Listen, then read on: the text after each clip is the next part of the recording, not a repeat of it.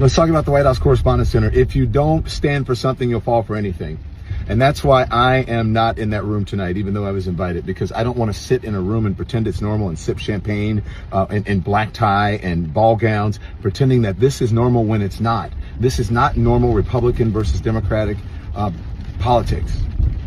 The Trump regime is trying to take away press freedom. They are trying to the First Amendment. They don't believe in the First Amendment. They don't believe in freedom of the press. Otherwise, they would not be arresting reporters. They would not be searching their homes. They would not be taking their cell phones. Ready to rumble, is he not? He is ready to rumble. I will tell you, this speech tonight will be classic Donald J. Trump.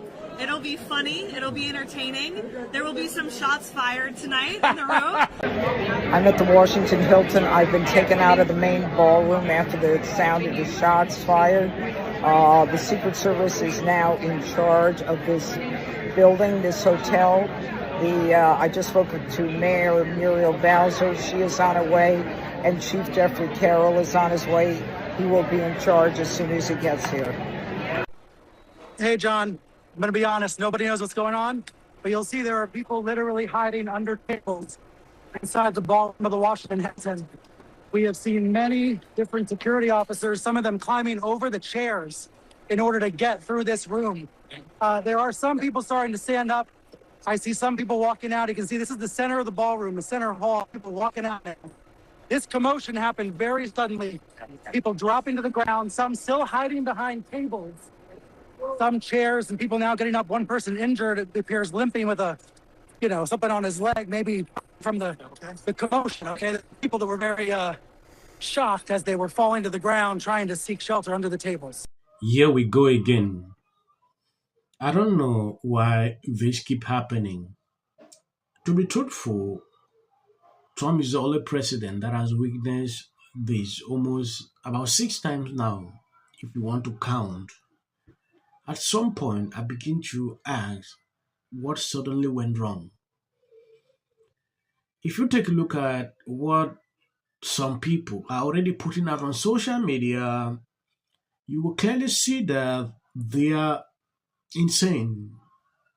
Some are starting to say, oh, this was staged. Oh, why is it that there was no security? Why is it that they allow people just to enter, go inside with no checks because they wanted this to happen? I've seen a lot. I'm going to show you. But before I do that, take a look at this.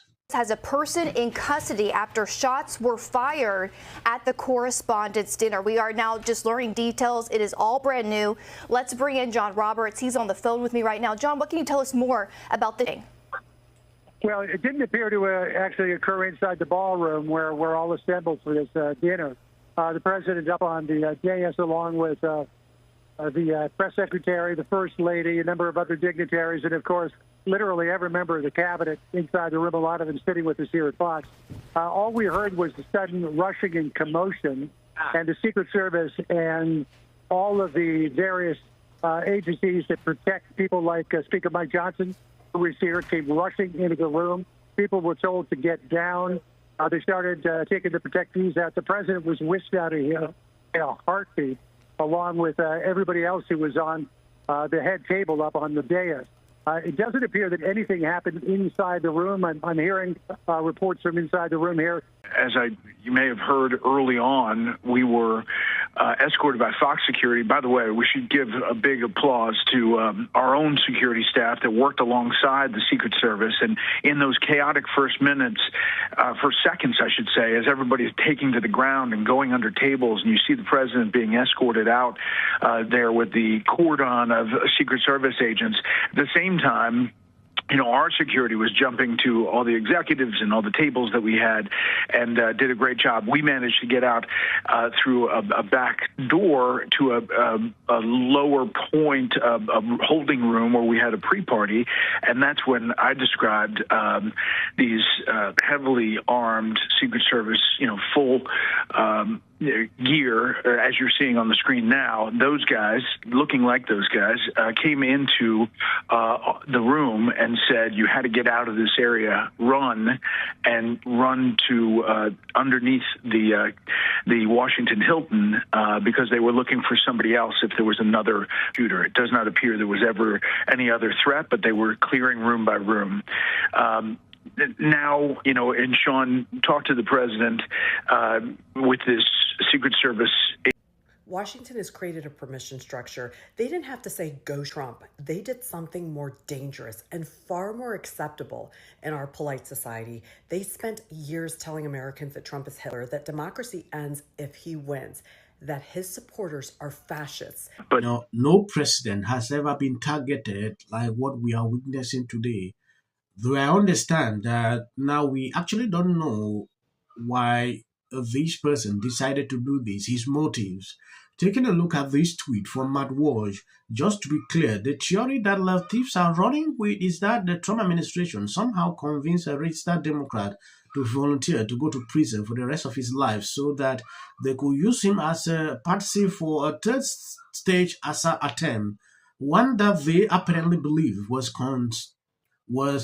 content mostly to justify building a White House ballroom that is already been built anyway. That is their theory of the case here. If you understand the kind of narrative these people already struggle to craft, like Trump said, this is why we need a ballroom, is the reason of this happened. It gets crazy every single time when something like this happens. People create fake narratives. To say the quiet part out loud, they just have to continue to say and make political violence seem morally understandable. For 10 years, they turned Trump from an opponent into an existential threat. They turned his voters into villains. They turned elections into an apocalypse. This isn't normal politics. This is radicalization. And the worst part, the double standard that's impossible to ignore today, is when the right uses heated rhetoric. The media diagnoses the entire movement in 5 minutes. They blame talk radio. They blame conservative media. They blame a map. They blame a slogan. They blame everyone. But when the left spends decades calling Trump any of these events, this is the most crowded I've ever seen it. When you take a look at what people are saying, like there was no security check, then you begin to question, like, why in a place like this?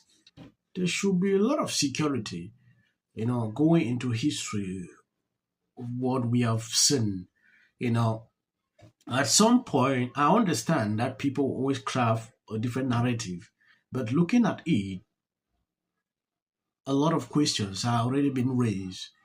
If you remember, this Secret Service, they're now talking here, these are people Democrats do not want to fund, You should know their importance when things like this are happening. If they did not swiftly react very fast, this could have escalated to something one have not seen in a long time. And these journalists witnessing this, I believe some of them are frightened. Yeah, I can hear you fine. It's very, very worrisome what happened. Just coincidentally, after they served the appetizers, I walked out to simply go to the men's room, but you have to walk up these stairs and walk out, and which I was doing. And as I was walking back towards the door to get back into the big area where the event was taking place, all of a sudden, I start hearing gunshots in the hall right near me. And the next thing I knew, a police officer threw me to the ground and was on top of me. And I was listening and watching what was going on. And apparently, I think journalism has never had more access to the leader of the free world than they have right now. Made America great again, and you've made comedy great again. And continue to update you. I'm going to end here. Thank you for watching. Please hit the video and share out. As of the social clips at the end, that is for the white algorithm. You can always keep Eric Holder on, not that many. But right now, they are under threat. I think is damaging to Congress. Gerrymandering means citizens' voice in the Commonwealth. But for our gerrymandering and ensure that in the midterms, and we're counting on you to help in. Good evening to you. Plus, creating a lot more chaos. Celebrating the win in yesterday's redistricting. It's going to lose their congressional representation. How do you think the people in the military know? In support of that, and that's until the First Lady brought them back with her surprise statement last week. How does this benefit? I'm an actor. I'm an actor. I'm an actor. Creative content. Why are you not looking forward to the White House fight? Well, it's kind of a gimmick. I have 300.